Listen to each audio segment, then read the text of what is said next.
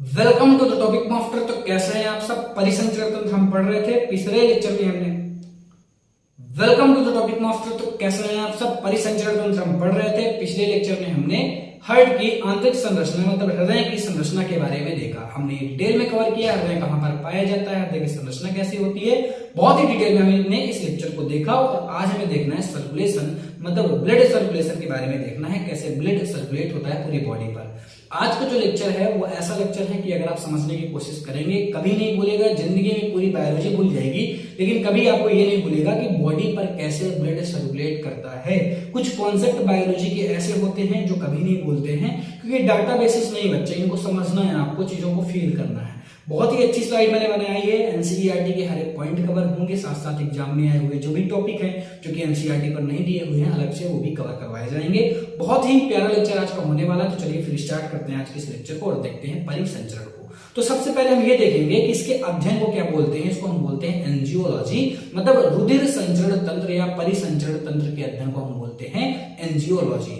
इन्हों और साइंटिस्ट कौन थे इनके, मतलब फादर ऑफ एंजियोलॉजी किसे बोलते हैं, तो विलियम हार्वे नामक एक साइंटिस्ट थे जिन्हें हम फादर ऑफ एंजियोलॉजी के नाम से जानते हैं। एनसीईआरटी के फर्स्ट पेज पर इस चैप्टर में दिया हुआ है, ठीक है, इस चैप्टर के फर्स्ट पेज पर। ठीक, ये सारी चीजें समझ में आ गई। 2 पॉइंट थे, कोई समझने वाले पॉइंट नहीं थे, डाटा था ये केवल। ठीक है, शुरुआत में मैं कुछ डाटा बता दूंगा, फिर इसके बाद मैं आपको कॉन्सेप्ट सिखाऊंगा। अब देखिए, जो परिसंचरण तंत्र होता है वो जनरली 2 टाइप्स का हो सकता है। तो खुला परिसंचरण तंत्र मतलब ओपन सर्कुलेशन सिस्टम, और दूसरा होता है बंद मतलब क्लोज सर्कुलेशन सिस्टम। ये जनरली 2 टाइप का होते हैं। टाइप्स कैसे याद रखना है इस चीज को समझिए। जो खुला है मतलब जो ब्लड है वो खुला बह रहा होगा, उनमें वाहिनियां वगैरह नहीं होंगी, और जो बंद है उनमें वाहिनियां वगैरह होंगी। मतलब जैसे अगर मैं अपनी बात करता हूं, अगर मैं अपने बॉडी का कोई ऐसा पार्ट काटना जरूरी नहीं कि मैंने काटा तो ब्लड आएगा ही, क्योंकि हमारा जो ब्लड है वो वाहिनियों में बह रहा है। जब तक वाहिनियां नहीं कटेंगी तब तक ब्लड नहीं आएगा। पूरी बॉडी पर डायरेक्ट संपर्क में नहीं है ब्लड। इन द सेंस कहने का ये मतलब है कि मेरे जो ऊतक हैं वो ब्लड पर डूबे हुए नहीं है। उन ब्लड पर डूबे हुए किसके होते हैं? खुला परिसंचरण तंत्र के। खुले परिसंचरण तंत्र में क्या होता है इस चीज को आप समझिए। खुले परिसंचरण तंत्र में क्या होता है, ब्लड गुहाओं में रहता है, टिश्यू वगैरह जो रहते हैं वो डायरेक्ट ब्लड के संपर्क में रहते हैं, और ऐसे हम बोलते हैं हीमोसील। ठीक है, और इस तरल को मतलब ब्लड को हम क्या बोलते हैं? हीमोलिम्फ बोलते हैं। गुहिका या गुहाओं में जो रक्त बहता है उसको हम क्या बोलते हैं? हीमोसील बोलते हैं। जो ब्लड होता है उसको हम यहाँ पर क्या बोलते हैं? जो तरल रहता है उसको हम क्या बोलते हैं? हीमोलिम्फ बोलते हैं। इंपॉर्टेंट चीजें हैं, याद रखिएगा, बहुत ही इंपॉर्टेंट चीजें हैं। ठीक है, एग्जाम्पल की बात कर लेते हैं। अब देखिए, अगर मैं बात करता हूं क्लोज सर्कुलेशन सिस्टम की, तो मैंने पहले ही बता दिया कि इनमें क्या रहता है, रक्त संचारण बंद नलिकाओं में होता है।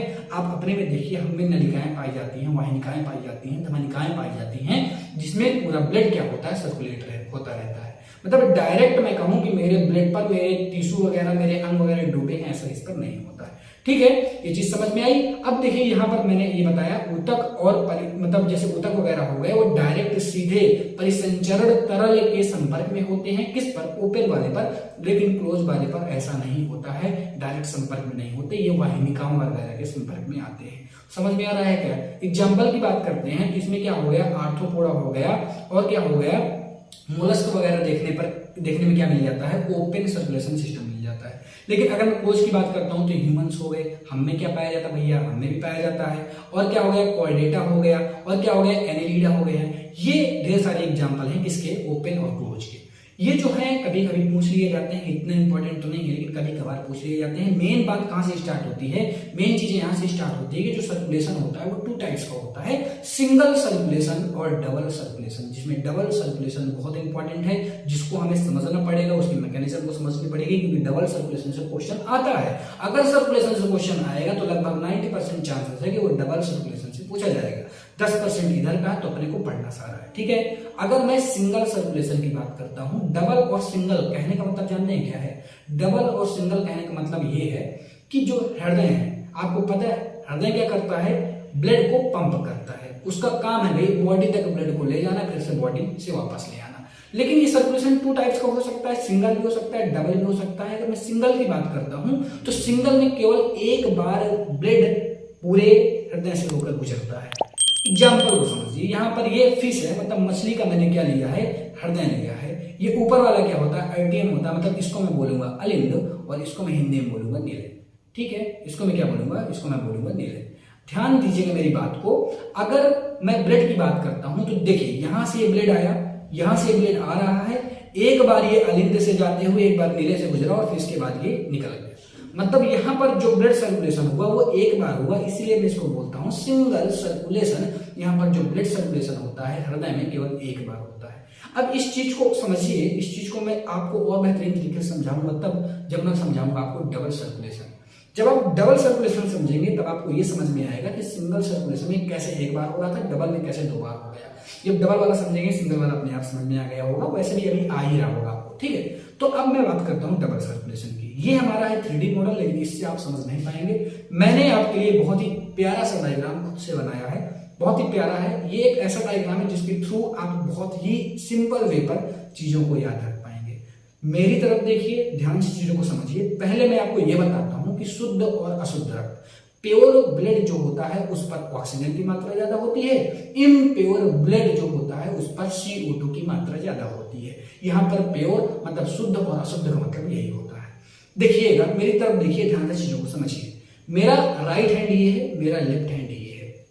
एक चीज हमेशा याद रखिएगा, हमेशा एक कहावत कही जाती है, जो जैसा होता है, जो जैसा दिखता है वैसा होता नहीं है। राइट को हमेशा लोग क्या मानते हैं, प्योर मानते हैं। राइट को हमेशा क्या मानते हैं, लोग शुद्ध मानते हैं। मेरी कई उन बातों को ध्यान से समझिएगा। जिंदगी में कभी भी ब्लड सर्कुलेशन आपको नहीं याद रखना पड़ेगा। मैं आपको ट्रिक बताने जा रहा हूं कैसे आप याद रखते हैं।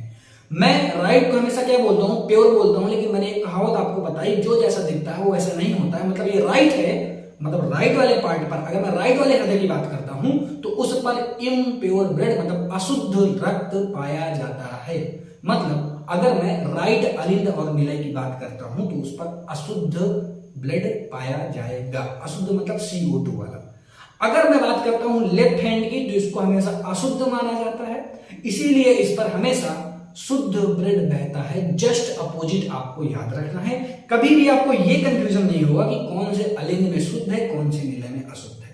डायरेक्ट आपको याद रखना है, राइट हैंड साइड में अशुद्ध बहता है, मतलब इस अलिंद और इस निलय में अशुद्ध बहेगा।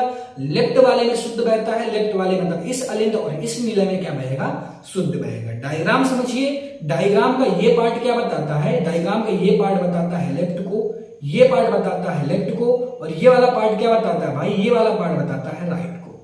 ठीक है, ये वाला पार्ट बताता है राइट को।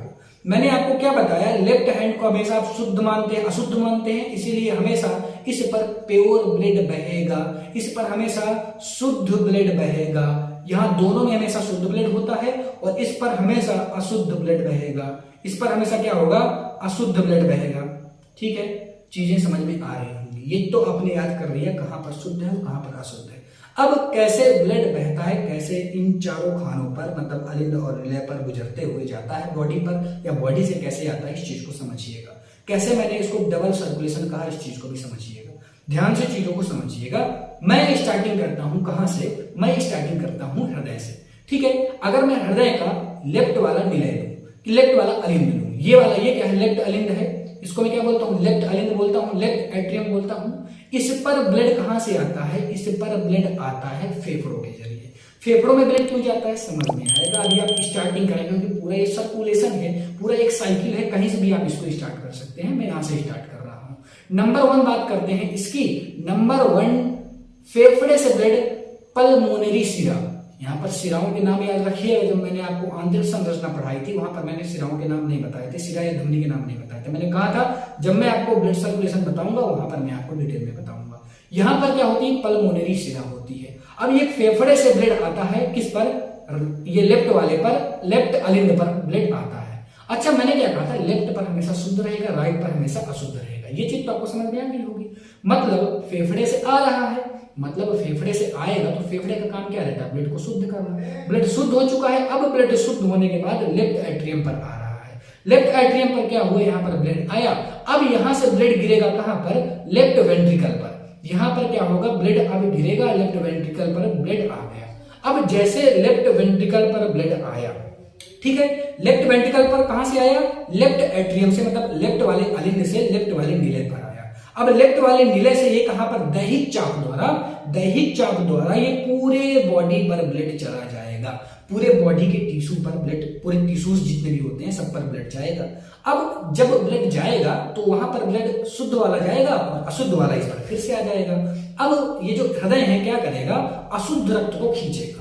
अशुद्ध रक्त को जब ये खींचेगा तो ये अशुद्ध रक्त को खींचकर, आप अगर देखेंगे ये अशुद्ध रक्त को खींचकर कहां पर गिराएगा, ये राइट वाले अलिंद पर गिराएगा। ये राइट वाले अलिंद पर इसने अशुद्ध रक्त को गिराया। मैंने क्या कहा, राइट पर जो भी होगा वो अशुद्ध होगा, इसने गिराया। अब ये क्या है, ये अब निलय पर गिराएगा, राइट वाले निलय पर ब्लड गिरेगा, राइट वाले निलय पर ब्लड गिरेगा। अब राइट वाला निलय इसको शुद्ध होने के लिए किस पर भेज देगा, फेफड़ों के पास भेज देगा। ये यहाँ पर ये फिर से आपको फेफड़ों के पास जाता हुआ ब्लड दिखाई दे रहा होगा। लास्ट में फेफड़ों के पास आया और शुद्ध होगा, और फेफड़ों के पास शुद्ध होने के बाद फिर किस पर चला जाएगा, लेफ्ट वाले अलिंद पर चला जाएगा, फिर लेफ्ट वाले निलय पर चला जाएगा, फिर पूरे बॉडी पर चला जाएगा, फिर बॉडी से सर्कुलेट होता रहेगा पूरा। तो आपने क्या देखा, हृदय में एक ही ब्लड दो बार गुजर रहा है, एक बार तो शुद्ध होकर, एक बार अशुद्ध होकर। मतलब एक बार शुद्ध, एक तरफ अगर मैं बात करता हूं लेफ्ट वाले की तो लेफ्ट वाले पर शुद्ध वाला है, और अगर मैं बात करता हूं राइट वाले पर तो राइट वाले पर कौन सा है भाई, अशुद्ध वाला है। यहां पर जो ब्लड है वो दो बार गुजरता है, एक बार शुद्ध और एक बार अशुद्ध। ठीक है, दो बार ब्लड गुजरता है, इसलिए हम इसको बोलते हैं डबल सर्कुलेशन। अब फिर से चीजों को समझिएगा, मेरी तरफ देखिए। फेफड़े में क्या होता है, ब्लड शुद्ध होता है। फेफड़े से मैंने कहा था लेफ्ट वाले भाग पर हमेशा शुद्ध प्योर वाला रहेगा। तो फेफड़े से अलिंद लेफ्ट वाले अलिंद पर गिरता है, लेफ्ट वाले अलिंद पर गिरेगा, लेफ्ट वाला अलिंद क्या करेगा, नीले पर ब्लड को फेंक देगा। नीले वाला क्या करेगा, नीले वाला पार्ट करेगा भाई पूरे बॉडी पर ब्लड पहुंचा देगा। पूरे बॉडी से अशुद्ध ब्लड आएगा किस पर, राइट वाले अलिंद पर, राइट वाले अलिंद से जाएगा राइट वाले निलय पर, और राइट वाला निलय कहां भेज देगा, फेफड़े के पास शुद्ध होने के लिए भेज देगा, और फेफड़े पर शुद्ध होने के बाद फिर से वो लेफ्ट वाले अलिंद पर गिर जाएगा। फिर से चीजों को समझिएगा, डायग्राम को फिर से देखिएगा, मैं एक बार फिर से समझा रहा हूं। यहाँ पर फेफड़ों पर ब्लड क्या हुआ, शुद्ध हुआ, फिर ये गिरा लेफ्ट वाले अलिंद पर, लेफ्ट वाले अलिंद ने लेफ्ट वाले निलय पर गिराया, लेफ्ट वाला निलय ने क्या किया, पूरे बॉडी पर भेजा। पूरे बॉडी से अब अशुद्ध ब्लड आएगा लेफ्ट वाले अलिंद, राइट वाले अलिंद पर, फिर राइट वाले निलय पर, फिर राइट वाला निलय फेफड़ों पर भेज देगा। चीजें समझ में आ गई, इतनी सारी चीजें समझ में आ गई। अब देखिए मेरी बात समझिए, ये जो मैंने बना रखा है ना, इसको मैं क्या बोलता हूँ, इसको मैं बोलता हूँ वॉल्व। इसको मैं क्या बोलता हूँ, वॉल्व। अब देखिए जनरली यहाँ पर जो वॉल्व पाई जाएंगी वो एक तो अलिंद और निलय के बीच में पाई जाएंगी। ये दोनों दिख रही है ना, ये दोनों वॉल्व बहुत जरूरी, बहुत इंपॉर्टेंट होती है। मैंने क्या कहा, मैंने कहा जो लेफ्ट वाला निलय होता है वो पूरे बॉडी को क्या करता है, ब्लड देता है, पूरे बॉडी तक ब्लड को भेजता है। मतलब इस पर प्रेशर सबसे ज्यादा बनता है। जो लेफ्ट वाला निलय है, मतलब जो ये वाला निलय है, इस पर प्रेशर सबसे ज्यादा बनेगा। डायग्राम में बदलता हूं, चीजों को समझिए। ये वाला निलय है बच्चा, ये पूरे बॉडी को ब्लड देता है, इसलिए इस पर प्रेशर सबसे ज्यादा प्रेशर बनेगा। मतलब जो इस पर वॉल्व पाई जाएगी वो मजबूत वॉल्व होनी चाहिए। चीजों को देखिए, फिर से इस डायग्राम को देखिए। यहाँ पर जो वॉल्व पाई जाएगी इसको मैं बोलता हूँ मिट्रियल वॉल्व बोलता हूँ, इसको मैं मिट्रियल वॉल्व बोलता हूँ, या मैं द्विवलय कपाट भी बोलता हूँ, द्विवलय कपाट के नाम से भी जानता हूँ। जबकि यहाँ पर त्रिवलय कपाट पाई जाती है। यहाँ पर कौन सी पाई जाती है बच्चा, यहाँ पर त्रिवलय कपाट पाई जाती है। तीन वलय कपाट और दो वलय कपाट सामने देखिए। ये डायग्राम को समझिए, इस डायग्राम को समझिए, इस डायग्राम को समझिए। यहाँ पर आप अगर नीचे वाले देखेंगे तो ये कौन सा भाई, ये द्विवलय कपाट है, और ये कौन सा है, ये त्रिवलय कपाट है। अगर आप इसमें देखेंगे तो तीन वलय दिख रहे होंगे, और इसमें अगर आप देखेंगे तो दो वलय दिख रहे होंगे। दो वलय जानते हैं क्यों है, दो वलय हमेशा लेफ्ट वाले अलिंद और निलय के बीच में इसलिए पाया जाता है बच्चा, क्योंकि यहाँ पर प्रेशर बहुत ज्यादा बनता है। हृदय को देखिए, अब इस चीज को समझिए। जब ब्लड किस पर आया, जब ब्लड निलय वाले पर भरने लगा, अब ये दोबारा जब प्रेशर बनेगा तो जब ये दोबारा कहीं ऐसा ना हो जाए कि ये ब्लड फिर से वापस चला अलिंद वालों पर, इसलिए यहाँ पर डबल मतलब द्विवलय कपाट पाया जाता है। बहुत ही मजबूत होता है, बहुत प्रेशर को ये सह सकता है। जबकि त्रिवलय कपाट क्यों पाया जाता है, तीन वलय कपाट की अगर मैं बात करता हूँ, इस डायग्राम को देखिए। ये राइट वाले पर इसलिए पाया जाता है। अच्छा, राइट वाला क्या करता है, लेफ्ट क्या करता है, जो राइट वाले निलय है वो इनप्योर ब्लड को भेज देता है फेफड़ों तक। उसका ज्यादा तो काम है नहीं, फेफड़ों तक ही पहुंचाना है। अब फेफड़ों के पीछे ही तो हार्ट होता है, तो ज्यादा तो इसका काम है नहीं प्रेशर वगैरह सहने का। तो इसीलिए यहाँ पर तीन वलय कपाट वाला डोर पाया जाता है, मतलब ये ज्यादा प्रेशर को नहीं सह पाता। दोनों चीजों को याद रखिएगा, दोनों बहुत इंपॉर्टेंट हैं। और अगर मैं बात करता हूं निलय वाले गेट की, जो कि नीचे पाए जाएंगे, दोनों पर पाए जाएंगे, दोनों पर सेम सेम पाए जाते हैं। यहां पर देखिए इस डायग्राम पर दोनों पर जो सेम गेट पाए जाते हैं और इन गेट को हम बोलते हैं अर्धचंद्राकार कपाट। लिखना चाहते हैं आप, क्या लिखना चाहते हैं तो यहां पर इस चीज को लिखिए, ये मैंने यहां पर लिखा इस चीज को, इसको क्या बोलते हैं, चंद्राकार कपाट। ठीक है, ये दोनों पर सेम सेम पाए जाते हैं अर्धचंद्राकार कपाट।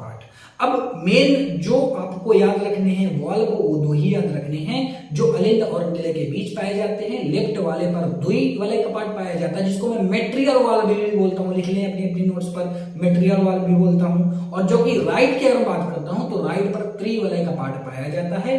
रीजन क्या है, रीजन है प्रेशर। जितना ज्यादा प्रेशर रहेगा, 3 वाले वाला इतना ज्यादा नहीं सह पाएगा, 2 वाले वाला ज्यादा सह लेगा। समझ में आ गया क्या? अब इस डायग्राम को समझिए, और इसमें बहुत सारी चीजें मैं आपको समझाने वाला हूं, तो एक बार इस पर समझने की कोशिश कीजिएगा। ठीक है, देखिए होगा क्या, अब देखिएगा, ध्यान से चीजों को समझिएगा। ये जो लेफ्ट वाला एट्रियम है, पहले इस पर ब्लेड आएगा, और एक समय बाद, एक प्रेशर के बाद इस पर ब्लेड गिरने लगेगा। किस पर? निलय पर ब्लेड गिरने लगेगा। डायग्राम जो होता है वास्तविकता में कुछ ऐसा दिखता है, इस पर गिरने लगेगा। अब जो यहाँ पर वाल्व पाई जा रही है बच्चा, इसको मैं थोड़ा सा कलर चेंज करता हूं और समझ में आएगा आपको। यहाँ पर जो ये वाल्व पाई जा रही है, ये यहाँ पर जो वाल्व पाई जा रही है, इसका बंद होना जरूरी है, क्योंकि ये ब्लेड दोबारा वापस ना आ जाए, फिर से ये अलिंद में न चला जाए। तो ये वाल्व क्या हो जाती है, बंद होती है। जब ये वाल्व बंद होती है तो ये यहाँ पर जो गेट पाया जा रहा है, ये इसके जरिए क्या होता है, बॉडी पर ब्लेड जाता है, पूरे बॉडी पर, और पूरे बॉडी से फिर कहां पर गिरता है, राइट वाले एट्रियम पर ब्लेड गिरता है। अब राइट वाले एट्रियम से क्या होगा, वेंट्रिकल पर गिरेगा, ये वेंट्रिकल पर ब्लेड भरना चालू होगा। फिर से ये जो वाल्व पाई जा रही है, ये वाल्व क्या हो जाएगी, बंद हो जाएगी। ये वाल्व बंद हो जाएगी तो जो ब्लेड है वो इसके थ्रू यहां से होते हुए ब्लेड क्या कहां पर पहुंच जाएगा, यहां से होते हुए लंग्स पर पहुंच जाएगा, फेफड़े तक पहुंच जाएगा। कहां पर पहुंच जाएगा भैया, फेफड़े तक पहुंच जाएगा। और यहां से होते हुए कहां जाएगा भैया, यहां से होते हुए बॉडी पर जाएगा, यहां से होते हुए बॉडी पर जाएगा। रियल में डायग्राम ऐसा होता है। समझ में आया क्या? एक बार और समझाऊं क्या? चलिए ठीक है, एक बार मैं और समझाता हूं आप लोगों को। देखिए मेन बात है समझना, ठीक है। अब समझिएगा मेरी बात को। सबसे पहले कहां पर ब्लेड भरा, सबसे पहले यहां पर ब्लेड भरना स्टार्ट हुआ, फिर इसके बाद लेफ्ट वाले वेंट्रिकल पर ब्लेड भरना स्टार्ट हुआ। एक समय पर इतना प्रेशर आएगा कि ये जो वाल्व पाई जा रही है, यहां पर ये जो मेटेरियल वाल्व पाई जा रही है, ये क्या हो जाएगी, क्लोज हो जाएगी। मेटेरियल वाल्व क्लोज हो जाएगी तो ये ब्लेड यहां से होते हुए, घूमते हुए यहां से पूरे बॉडी पर चला जाएगा। यहां से क्या होगा, पूरे बॉडी पर ब्लेड चला जाएगा। अब पूरे बॉडी से ब्लेड यहां से आते हुए गिरेगा राइट वाले अलिंद पर, और राइट वाले अलिंद से गिरेगा निलय पर। राइट वाले अलिंद से किस पर गिरेगा, निलय पर। अब यहां पर जो वाल्व पाई जा रही है, ये यहां पर लिखा हुआ है त्रिवलय वाल्व, ये क्या होगी, क्लोज हो जाएगी। जब ये वाल्व क्लोज हो जाएगी तो ये जो ब्लेड है, ये यहां से होते हुए बच्चा, यहां से होते हुए पल्मोनरी एट्रियम से कहां पर चला जाएगा, फेफड़े पर चला जाएगा। किस पर चला जाएगा बच्चा, फेफड़े पर चला जाएगा। ठीक है, ये चीजें समझ में आई क्या? दो बार मैंने इस डायग्राम को समझाया, बहुत ही अच्छी तरीके से समझाया। आई होप ये चीज आपको अच्छी तरीके से समझ में आ गई होगी। बहुत ही प्यारा इंटरेस्टिंग टॉपिक है, एक बार समझ में आ जाता है तो आ जाता है। एक बार मुझे देखिए, फिर से मैं समझाता हूं, जब तक नहीं आएगा तब तक समझाऊंगा। ध्यान से चीजों को समझिए। एक बार मुझे देखिए, मैंने हर्ट को क्या कहा, ये दोनों अलिंद है, ये दोनों निलय हैं। ध्यान से मेरी बातों को समझिएगा, ये दोनों अलिंद हैं, ये दोनों निलय हैं। मैंने क्या कहा, अलिंद में, इस वाले अलिंद में, ये लेफ्ट वाले अलिंद की बात करता हूं, इस वाले अलिंद में ब्लेड कहां से आया, फेफड़े से आया, और इस वाले अलिंद ने निलय पर भेज दिया, निलय ने पूरे बॉडी पर भेज दिया, पूरे बॉडी से इस वाले अलिंद पर आया, और इस वाले अलिंद से इस वाले निलय पर आया, और इस वाले निलय ने फेफड़े पर भेज दिया, फेफड़े ने फिर से इस वाले अलिंद पर भेज दिया। चीजों को समझिएगा, बार बार वीडियो को इधर उधर करके देखिएगा, समझ में आएगा, बेहतरीन समझ में आएगा, कभी नहीं भूलेगा। ठीक है, आगे बढ़ते हैं। और जो अब हम देखने वाले हैं कैसे हृदय वर्क करता है, कैसे हृदय धड़कता है, जो कि मैं आपको नेक्स्ट लेक्चर पर बहुत ही अच्छी तरीके से समझाऊंगा। आई होप ये वीडियो आपको बहुत ही अच्छा लगा होगा, सारी चीजें समझ में आई होंगी। कहीं भी सिग्नल प्रॉब्लम हो आप तुरंत बताएं। भैया यहाँ पर चीजें मुझे समझ में नहीं है। ठीक है, थैंक यू। फिर मिलता हूं मैं आपसे और पढ़ाऊंगा आपको मैं कैसे हृदय वर्क करता है, कैसे हृदय की धड़कन, जो मैंने अभी आपको बताया ना कि कैसे हृदय जब धड़केगा तभी पूरे बॉडी पर ब्लड सर्कुलेट होगा। मैंने अभी धड़कना नहीं बताया, अब कैसे हृदय धड़कता है वो बताऊंगा आपको नेक्स्ट लेक्चर पर। Thank you.